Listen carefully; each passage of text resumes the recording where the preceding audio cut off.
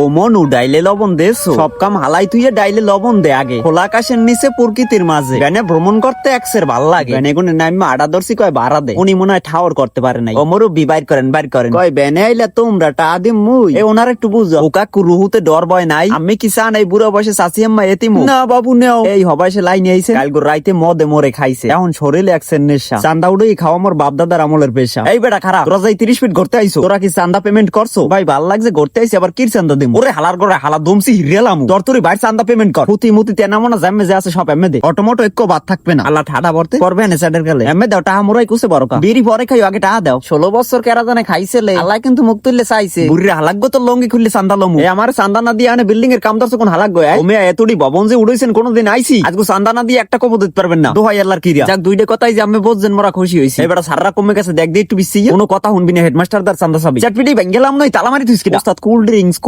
এই মনো। এই সাররা গেছে কমে ভাই, সাররা লাইব্রেরিতে চা খায়। শিগগির দৌড়ই যাই ক ভাই আইছে চান্দা চাই। স্যার মুতো ভাই আইছে চান্দা চাই। ওরে সুবহানাল্লাহ, ভাই নাম হইনে হুম কে আর সাহস পায় নাই। ওস্তাদ এমে একটা বাউই দিয়ে থাবর দিমু। টাহা দেখলে খালি টানাটানি বাজাও।